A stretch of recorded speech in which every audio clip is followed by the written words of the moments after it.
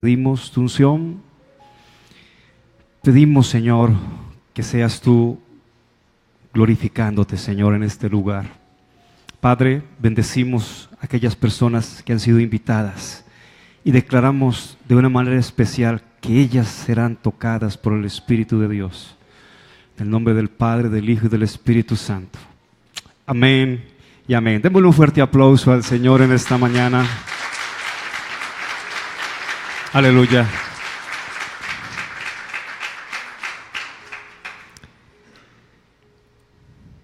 Si toman apuntes, si alguien toma apuntes, hay un título. ¿Y tú quién dices que soy yo? Y vamos a establecernos en Mateo 16, del 13 al 20.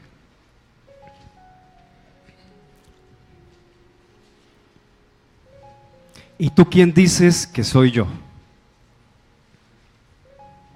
Vamos a leerlo. Dice la palabra del Señor.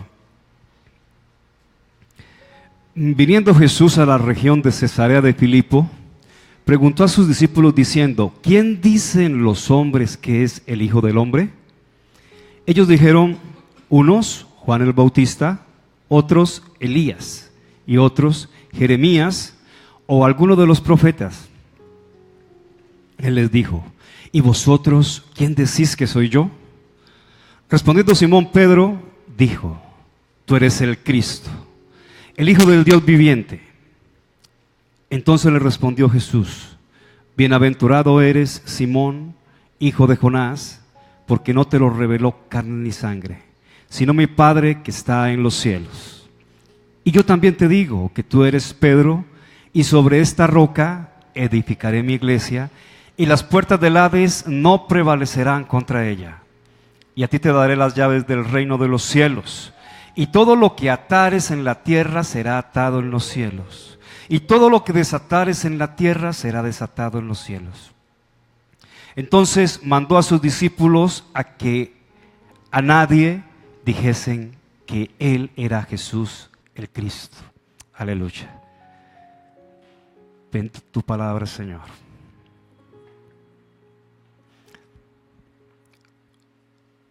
Aquí hay una pregunta interesante sobre la identidad. Y la identidad sabemos que es una de las preguntas centrales de los seres humanos. Nuestros hijos empiezan pequeñitos a cuestionarse, a preguntarse: Señor, ¿quién soy?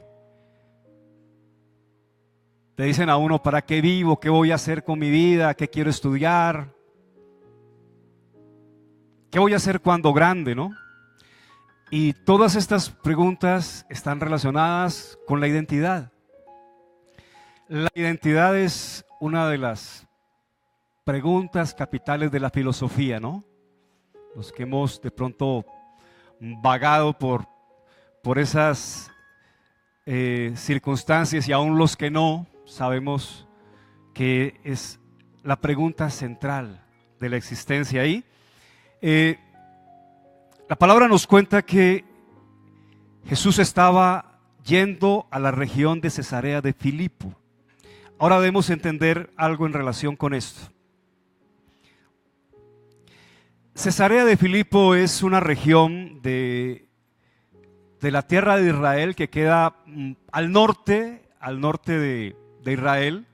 Es casi lindando con la tierra de Siria. Y cuando uno mira en fotos esta región de Cesarea de Filipo, se da cuenta que es un lugar muy hermoso. Es un sitio donde en una tierra que es en general muy desértica, porque Israel tiene muchos desiertos. Sabemos que está cerca de los grandes desiertos de Arabia, y también pues pegado también a otro gran desierto de la humanidad que está en Egipto, la parte norte de África, el Sahara. En Israel hay muchos terrenos desérticos, pero este lugar en particular Cesarea de Filipo era un espacio muy verde y con unas circunstancias espaciales muy hermosas. Allí hay un torrente de agua que sale de las rocas de las montañas. Y había sido un lugar de posesión de los griegos y posteriormente de los romanos. Entonces, en algún tiempo, en alguna circunstancia, los que habían habitado antiguamente allí en Cesarea de Filipo y en estas regiones, habían dedicado el espacio al dios Pan. Entonces los arqueólogos han descubierto en las rocas, en los espacios, en los sitios, dedicación al dios Pan, un dios de la naturaleza, un dios silvestre. Y en este espacio tan especial, rodeado de naturaleza, dedicado culturalmente al dios Pan, de repente Jesús está allí y está preguntándole a los discípulos una cosa muy especial y les dice: ¿quién dicen los hombres que es el Hijo del Hombre? ¿Será que Jesús está preocupado por su fama, por su ego? ¿Cómo se ha presentado ante la multitud? Pero también cómo lo ha interpretado la multitud. Esto es interesante que entendamos. ¿Cómo le ha reconocido la multitud a Jesús? Y entonces los discípulos lanzan la respuesta y dicen: bueno, unos dicen que tú eres Juan el Bautista, otros Elías, otros Jeremías o alguno de los profetas. Pero entonces aparece Pedro y contesta de una manera que a Jesús le atrae. Y Jesús se fija en la respuesta de Pedro. Pedro le dice: tú eres el Cristo, el Hijo del Dios viviente. Allí necesitamos entender algo. Pedro era de aquellos discípulos que más intimaban con Jesús, al lado de Juan. Si vemos en otros relatos de la Escritura, vamos a entender que Jesús tenía sus discípulos, pero no andaba todo el tiempo con los 12. Tenía unos con los que tenía, digamos, mayor intimidad. Pedro era uno de ellos. De tal manera que la respuesta que le lanza Pedro a Jesús ante esta pregunta sobre la identidad del Mesías, de Dios, se relaciona con una respuesta de intimidad. Y entonces, en esta primera fase de lo que Dios nos enseña es que la respuesta que nosotros debemos dar de Dios debe ser una respuesta vivencial, no ideológica. Hay muchas personas que tienen ideas de Dios. Usted va caminando por allí en la calle y se encuentra con personas que creen en Dios de una manera intelectual. Algunos dicen: no, yo creo que Dios existe, pero no está interesado en nosotros, sino mire el mundo como está, lleno de muerte, de cosas. Dios no querría algo así. Ese es un plano diferente, pero Dios existe. Otros dirán: no, Dios no existe. Pero si miramos la figura de Jesús, entenderemos que muchas personas tienen diferentes conceptos de Jesús. ¿Por qué le atrae a Jesús la respuesta de Pedro? Porque la respuesta de Pedro es una respuesta de la comunicación de él con Jesús. Pedro había visto hacer los mayores milagros, levantar muertos, sanar paralíticos, curar leprosos. Había sido testigo ocular de ello y había estado en las enseñanzas con el maestro en diversos lugares. Y Dios, en carne de Jesús, le dice: bienaventurado eres, Simón, hijo de Jonás, porque no te lo reveló carne ni sangre, sino mi Padre que está en los cielos. Esta mañana, cuando me senté allí, decía: es realmente una gran bendición que el pastor de la iglesia tenga la aptitud y la actitud para adorar a Dios. Créame que eso es una gran ventaja, porque sabe de intimidad, sabe cómo llegar al Padre, sabe cómo estar con Él a solas para hablar, para amarlo, y sabe cómo manifestar al mismo tiempo la necesidad del Padre a la congregación. ¿Por qué no le damos un aplauso al Señor por la vida del siervo que ha puesto en este lugar? Aleluya, aleluya, aleluya. En la iglesia donde sirvo al Señor también hemos declarado dos cosas importantes: intimidad con Dios y la familia. Dos grandes directrices que no pueden faltar en la congregación. Y aquí está Pedro. ¿Será que Pedro cantaba? ¿Será que Pedro tocaba el piano? ¿Será que Pedro entendía de adoración y de música? No sé si de música. La Biblia no me da luces de eso. Pero Pedro estaba muy cerca del Señor, como Juan. Tenía intimidad con Él, sabía disfrutar los momentos con Él. Y aquí me acerco entonces a una situación necesaria. Cuando reconocemos a Dios, cuando entendemos quién es Él, entonces estamos preparados para que Él revele quién somos nosotros. Aleluya.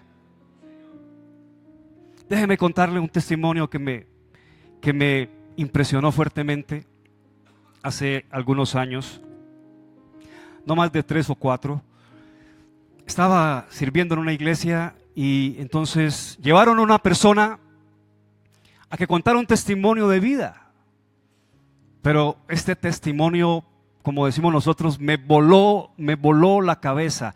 Es largo porque el tipo se presentó en la iglesia con los periódicos donde aparecía relatada la situación que había vivido, para testificar que verídicamente lo que pasó fue real. Y yo voy a hacer lo más general y lo más rápido que sea, usted me entenderá. El tipo entonces apareció allí contando un testimonio, ha sido invitado y las iglesias lo invitaban a que contara un testimonio. Él vivía en Tumaco, era un hombre que tenía una flota de pescado allí, era un pescador y tenía como 2 o 3 lanchas. Ya había conocido del Señor. Lo habían invitado a la iglesia y estaba disfrutando de la iglesia. Y él trabajaba allí con su esposa, y además de su esposa tenía otras personas trabajando, y había empleado a un muchacho. Y en una de estas faenas, en una madrugada que tenían que salir a oscuras en el mar, salió con el muchacho y estaban en la lancha y estaban en las faenas de pesca, cuando de un momento a otro siente que este muchacho coge un cuchillo y empieza a apuñalarlo. Y le empieza a pegar puñaladas a diestra y siniestra por todos los lados del cuerpo. Y él gritando y le decía: ¿por qué haces esto? Y el muchacho callado, dándole puñaladas. Es decir, el hombre se quita la camisa, así como están ustedes, hermanos, delante de la congregación, y empieza a verle uno las cicatrices por aquí, por acá, por el cuello, por la espalda. No recuerdo el número exacto de las puñaladas, pero fueron como 30 o 40 puñaladas. Impresionante, el tipo estaba allí desangrándose, luchando con el otro para que no lo apuñalara más. Cuando el muchacho asume que ya está agonizando y moribundo, lo tira al mar. Y el tipo allí la costa del Pacífico, él cae, están oscuros, están de tiempo de madrugada porque usted sabe que los pescadores madrugan a pescar. Y el hombre cree que ya el tipo está muerto y se va en la lancha con el objeto de robarse la lancha y venderla en otro sitio. Y el tipo empieza a contar cómo empieza esta odisea, cae al mar, en el mar moribundo, empieza como a luchar, ve las luces a lo lejos de la costa y él, medio empujado por la marea, empieza agonizando, pero a pedirle a Dios, a ese Dios con el que ha podido tener algún tiempo de intimidad, porque apenas está empezando las cosas de Dios. Y él siente que la marea lo arrastra, que hay corrientes, y él no sabe cómo, está lejos, pero allí va con el agua, y llega moribundo a la playa. Y en la playa, con todas estas puñaladas, alguien lo ve, está de madrugada ya, empieza a clarear, alguien lo recoge y lo llevan al hospital. Y en el hospital, ante la gravedad de todas las heridas ya, lo declaran muerto y él efectivamente ha muerto. Pero allí, en esa situación, entonces empieza la otra parte interesante de la historia, porque él cuenta lo que muchas personas cuentan en situaciones de muerte. Cómo empiezan a ver luces y a ver voces que les hablan. Y entonces en esta situación, él mismo se ve en la camilla. Y lo más impresionante de esta historia, le practican una autopsia. Y lo han dejado tirado en una camilla. Lo han dejado abandonado después, para entregárselo a sus familiares que están desesperados, que ya lo han reconocido y están gritando en otros espacios del hospital. Pero cuando él está así, siente la voz de Dios que le dice: no has cumplido aún con tu labor, te queda tiempo conmigo. Y entonces el tipo siente que ingresa de nuevo en el cuerpo. Y ustedes se imaginan lo que pasa en el hospital, lo que sucede. Bueno, me imagino que ustedes si escuchan esta historia a través del intermediario que soy yo, algunos dirán, bueno, es como una media fábula. Pero yo les digo, el tipo nos mostró los periódicos de Tumaco y también tenía otros que registraban el suceso, y allí decían titulares: volvió de la muerte, y los testimonios de las enfermeras que lo habían declarado, y el médico, y las firmas y el documento donde había sido declarado muerto. El tipo regresa y empieza a contar esta historia en las iglesias, porque lo empiezan a llamar de muchas partes a que cuente, porque es una cosa impresionante. Allí está el testimonio, pero lo que yo quiero decirle en esta mañana es que este hombre en su testimonio nos decía que él le pedía al Señor que lo salvara, porque él quería servirle, y que si el Señor lo salvaba, él iba a vivir para él, como efectivamente sucedió. Y así es como este hombre empieza como Pedro. Cuando descubre la identidad de ese Jesús, cuando sabe que este Jesús es un Dios que nos da vida y que nos salva de la muerte, entonces descubre su identidad y dice: yo soy hijo tuyo, Señor. Y dedica su vida a agradecerle al Señor, a vivir para Él. Aleluya. Jesús les pregunta a los apóstoles: ¿quién dice la gente que soy yo? Y mire cómo en medio de una cultura que ama las multitudes, que ama el número, ahora mismo estamos en vísperas de elecciones presidenciales y veremos en nuestro país todo este desgaste grande por el número. ¿Cómo hago para conseguir más electores? ¿Cómo consigo más votos? ¿A quién le entrego la platica por allá? ¿A quién les entrego la lechoncita allá en Agua Blanca para que voten por mí? Ya sabemos cómo funciona esto aquí. Y no solo aquí, corrupción hay en todas partes, ¿verdad? Escúcheme lo que le quiero decir. Jesús ve la multitud. Jesús ve el número, pero le interesa el ser. Cada uno de nosotros. Jesús les pregunta, ¿quién dicen los hombres, plural, general, que es el Hijo del Hombre? Pero se devuelve al uno y se queda hablando con Simón, con el que le ha conocido, con el que ha estado con él en la oscuridad, en las mañanas cuando madruga a orar, con el que le ha seguido, con el metepatas, ya sabemos cómo era Pedro, pero con el que él ve transformado después, cuando tiene su función de apóstol. Jesús está interesado en cada uno de nosotros.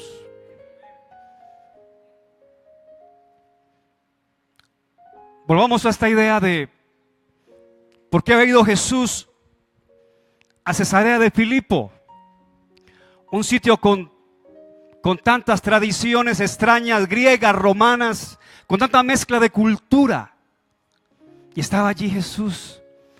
Y dicen allí que las rocas, que hay varios monumentos dedicados a Pan, este dios griego que tiene que ver con la naturaleza, con las fuerzas agresivas de la naturaleza. Y Pan significa, de allí viene la palabra pánico. Tiene que ver también con un desorden natural, con un estado caótico.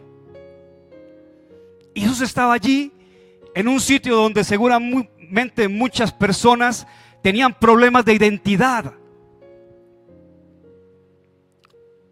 Y está hablando de quién es Él, el Hijo del Dios viviente.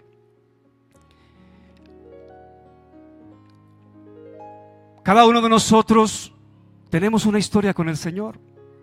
Déjeme relatarle brevemente la mía. El pastor me pidió que contara el testimonio. Y a veces yo me ponía al lado de este hombre que muestra su cuerpo con 45 puñaladas y resucitado de la muerte. Y yo digo, Señor, mi testimonio es, ¿qué tengo que contar yo frente a eso, Dios mío? Sin embargo, podríamos estar cayendo en la ingratitud. Y entonces recordé un episodio de mi vida relacionado con precisamente el síndrome de pánico. Hace algunos años, por algunas razones, yo conocí al Señor como en los años 80, ya hace algún tiempo. Para los jóvenes aquí serán bastante tiempo. Y me entregué al Señor, pero mi camino no fue regular, constante. Tuve algunos problemas, algunas dificultades, me alejé del Señor. Y en ese alejamiento del Señor, por situaciones de pecado, estuve confrontado con situaciones de angustia. Algún día estaba yo con mis amigotes en la calle, estaba jugando sapo, que es un juego muy popular. No sé si por estos sectores, parece que no. Cuando uno pasa por aquí no ve sapos afuera. Pero hay sectores de Cali donde la gente se toma unas cervezas, hay un billar y al lado está el juego de sapo. ¿Alguien ha visto eso aquí? Ah, bueno, no hablo a una comunidad indiferente. Bueno, estaba allí y estaba con mis amigotes, me había retirado de los caminos del Señor, no totalmente, pero sí en una gran medida. Y mientras estaba allí jugando, yo sentí en mi cerebro un calambre impresionante, que dije, Dios mío, si me vuelve a dar otra vez esa cosa, me voy para el hospital, ya. Me imaginé un derrame cerebral o algo. Y ese fue el punto de partida para vivir uno de los episodios más oscuros de mi vida y que muchas personas han vivido. No nos escapan médicos, nos escapan actrices, actores, lo que usted quiera. Mucha gente ha pasado por esto. ¿Qué es el síndrome de pánico? Bueno, le voy a decir brevemente, es un conjunto de situaciones sintomáticas. Generalmente son problemas que se somatizan, es decir, en tu mente aparecen una cantidad de enredos y confusiones que se manifiestan en el cuerpo. Y tú estás bien en tu organismo. Yo siempre he trotado, me ha gustado el atletismo, he sido muy sano. Y sin embargo, estaba allí en mi trabajo dando clases cuando sentía una angustia, pensaba que ya me iba a morir, que el fin del mundo iba a ser ya, un terror que viene, tú no sabes de dónde, pero aparece, ahí está. Y se te acabó la paz. Y por la noche no puedes dormir y empieza el insomnio. Pues yo perdí como 8 kilos a la vuelta de 15, 20 días. Y empiezo una angustia y un problema en mí que los médicos saben que se llama el síndrome de pánico. Y yo sabía en mi interior cómo se solucionaba. Sin embargo, en esa angustia y en ese problema y en esa dificultad, que no dormía, que creía que me iba a morir en cada momento, que lo peor iba a pasar, que me faltaba la respiración, que tenía disnea, dije, tengo que acudir a alguna parte. Y fui entonces donde los psicólogos, y tú sabes, la psicología, que es una disciplina humana necesaria, pues te dicen qué cosas se pueden hacer en ciertos casos, pero a veces no llegan a la raíz del problema. Entonces allí empezaron las terapias con la psicóloga y un día fui y me dije, acuéstese acá y empiece a soñar. Imagínese estar en una playa.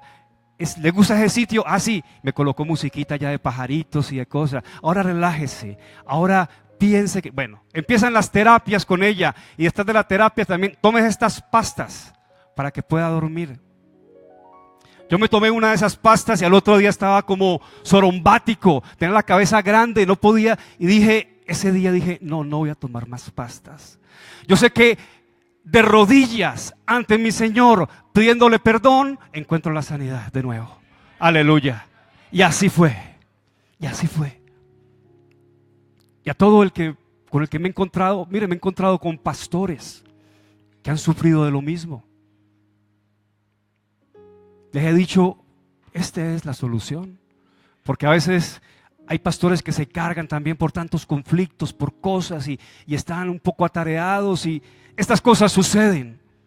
Pero te quiero decir, en ese momento yo me pude sentir como Pedro ante el Señor, diciéndole, Señor, yo creo que estoy muy mal, pero sé que en ti hay salvación. Es decir, yo le estaba diciendo lo mismo que le dijo Pedro a Jesús allá en Cesarea de Filipo. Yo le estaba diciendo, Señor, tú eres el Mesías, tú eres el Cristo viviente y sé que tú me sacarás de este estado de calamidad, de este estado de angustia y me devolverás la sanidad que yo necesito. Aleluya. Dale un fuerte aplauso al Señor. Bendícelo.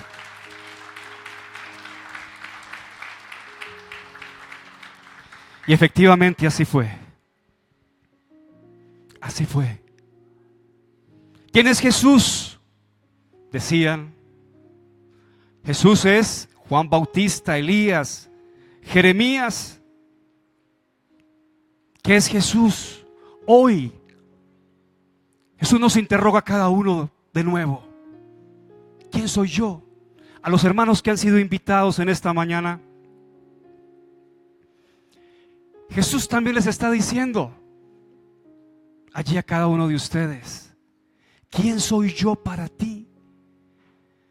Es probable que hayamos creído en un Dios hacedor de lo que vemos, pero que le hayamos visto de lejos.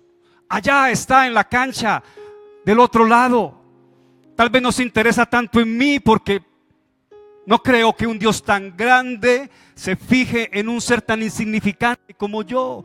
Y muchos de nosotros arrastramos esos complejos en nuestra mente. Tal vez porque nuestro padre de carne no se fijaba en nosotros. Pero yo te quiero decir hoy, a ti que has sido invitado, hay un Dios interesado en tu vida. Hay un Dios que ve toda la humanidad, pero que también ve a cada uno de nosotros, que se vuelve, que nos interroga y nos dice: Pedro, Juan, Cristian, Gabriela, Sandra, ¿quién soy para ti? ¿Qué represento para ti? Y de esa pregunta que te haga Dios depende también tu identidad, tu sentido en este mundo. ¿Para qué viniste? ¿A qué llegaste acá? ¿Solo vas a ser un profesional, un médico, un doctor, un ingeniero, un obrero, una enfermera? ¿Qué vas a hacer? ¿Y con eso se acaba todo? Hay un propósito trascendente que Dios nos entrega cuando nos interroga también. ¿Quién soy yo para ti? Jesús estaba viendo la identidad que se iba a desarrollar en Pedro. No estaba viendo su problema, su negación después, a los días. No estaba viendo que era tan metepatas que decía: estoy contigo hasta la muerte, y después salía corriendo. No. Dios es demasiado sabio para juzgar nuestras incapacidades. Él ve nuestra potencialidad, nuestra identidad en Él. Él estaba diciendo: Pedro, tú eres sangre de mi sangre, y tú vas a continuar con la iglesia más adelante. Vas a sanar enfermos y vas a dar palabra de sabiduría. Así que le puedes traer tus temores confiadamente a Dios, tus incapacidades, pero Él te va a devolver la imagen del Hijo de Dios, del que puede hacerlo todo con Él. Aleluya. Déjame contarte un último testimonio. En Estados Unidos, en la época del 60, había una mujer viviendo en California. Esta mujer había sido desahuciada por los médicos por un cáncer terrible, de los más feroces. Cáncer en la médula ósea. Imagínense el problema tan tremendo. Y ya los médicos no le habían dado más esperanza a esta mujer. Han dicho: no hay nada que hacer. Le recomendaron a su esposo lo que muchos médicos en esos casos recomiendan: dele calidad de vida, le quedan 2 meses, llévela a pasear, váyanse para la playa, las mejores comidas, porque ella ya no tiene esperanza desde lo médico. Y esta mujer en ese estado, alguien le contó que al otro lado, ya estaba en Los Ángeles, que al otro lado del país, en las costas de la Florida, había una mujer que Dios usaba para sanidades y milagros. Kathryn Kuhlman. Tal vez ustedes muchos han oído hablar de Kathryn Kuhlman. Aleluya. Y esta mujer es usada por Dios en milagros y sanidades. Y dicen que Dios la usa incluso para las cosas que parecen imposibles y que los médicos no pueden resolver. Y esta mujer, en un estado físico pues lamentable, porque estaba supremamente delgada, tomó la decisión, se montó en su carro con su esposo y dijo: vamos a atravesar todo el estado, todos Estados Unidos, el gran desierto del oeste, lo que nos demoremos, pero vamos a ir allá, vamos a buscarla y vamos, yo quiero creer en eso. Esta mujer llega a la cruzada de Kathryn Kuhlman y está el sitio lleno, abarrotado, porque estas situaciones eran bastante numerosas en gente. Y cuando llegó allí, con la debilidad, llegó a la hora de la ministración de sanidad y ella pasó adelante con fe. Y Kathryn Kuhlman ministró sanidad Y esta mujer fue sanada milagrosamente por la mano del Señor. Cuando los médicos habían dicho, no hay esperanza, es el cáncer más agresivo que existe. Y esta mujer escribió un libro que yo leí hace algún tiempo relacionado con esa sanidad.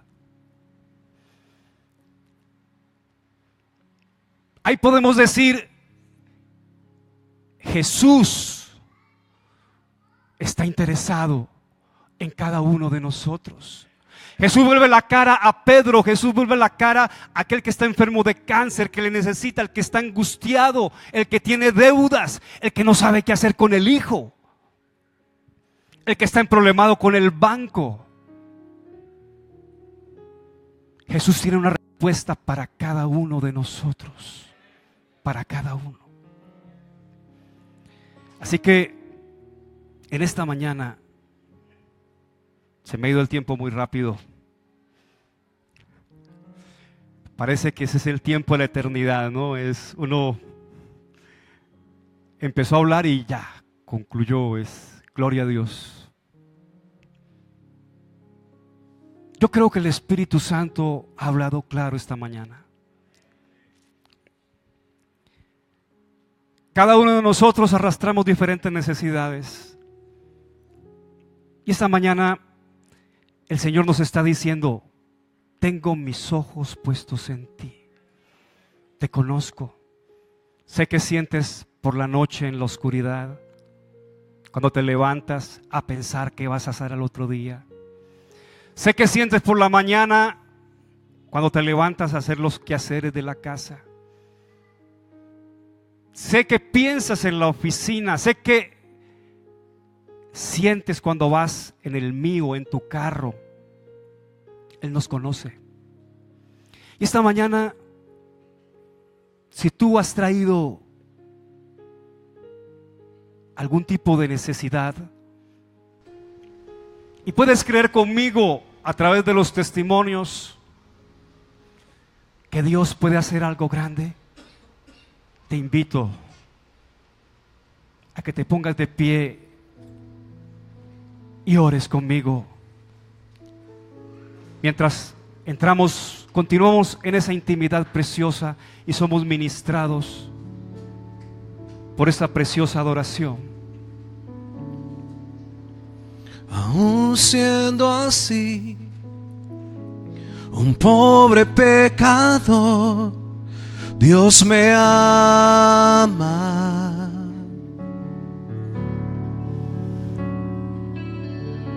Siendo imperfecto, aún sin merecerlo, Dios me ama.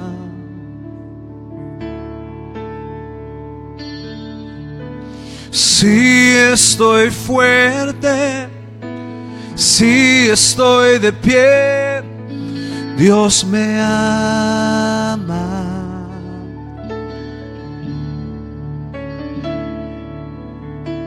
Si estoy débil, si yo estoy caído, Él no me dejará de amar. Sin su amor